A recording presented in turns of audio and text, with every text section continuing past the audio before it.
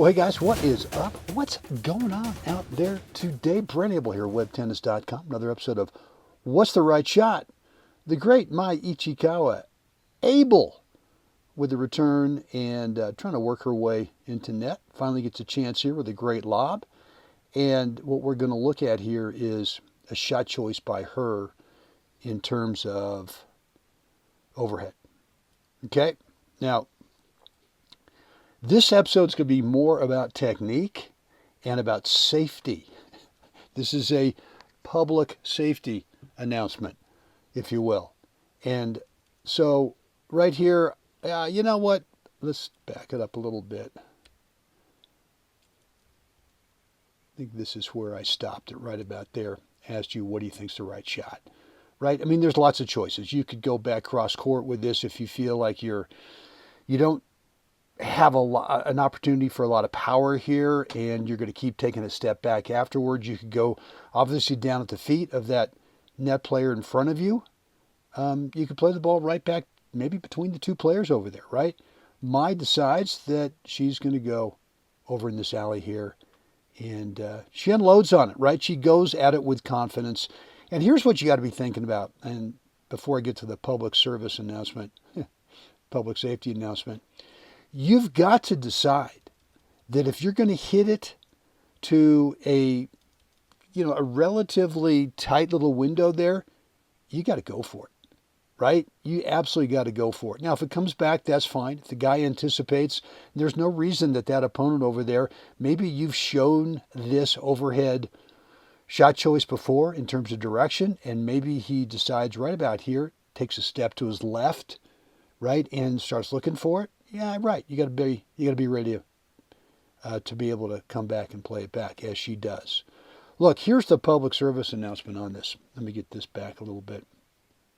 And that is, I just ran about a month ago the Pacific Coast tournament over at the Berkeley Tennis Club. And we had a guy playing a singles match. He got lobbed and he went back without doing this. He started to move backwards without doing what Mai does, which is the first move right here is to get the shoulders turned and to get sideways to the net so that when you go back, you are sidestepping back. You're not literally backing up.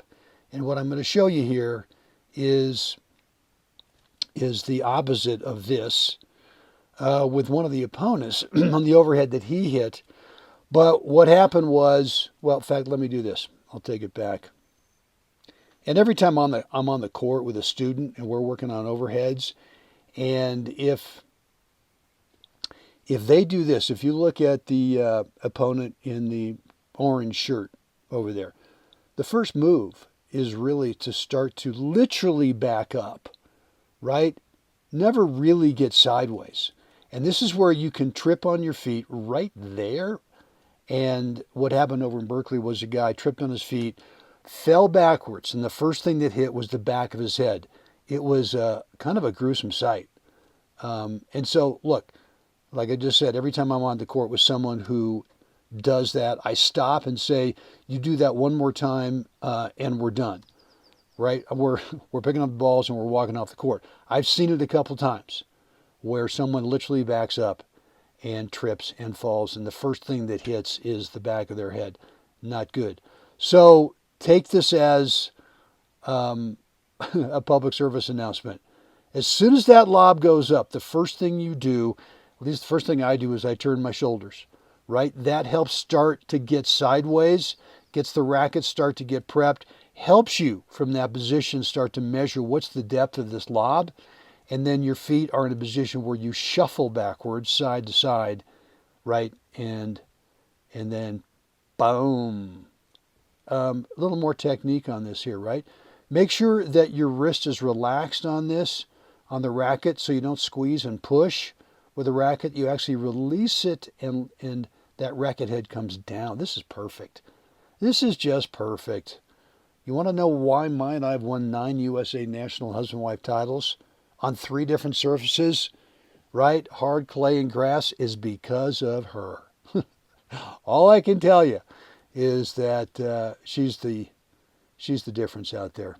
especially in the finals. Anyway, guys, would love to hear what's on your mind from today's episode right down below. Let me know. I'm going to play this in real time, and I'll give you a slow-mo of her overhead as well. But right down below in the commentary, let me know what's on your mind. Any comments, any questions, remarks, feedback. And as always, come on now. Time for all of us. We got to get out there. Got to help someone else have a spectacular day, guys. See you again next time.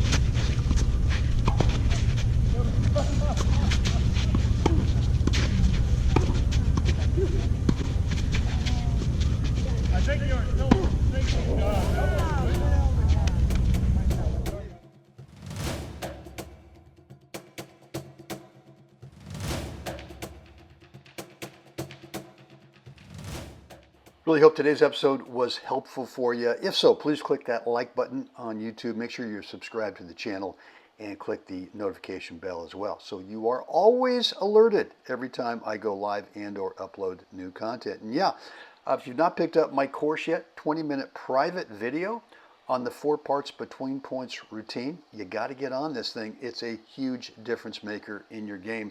80% of the time when we're playing a match, guess what?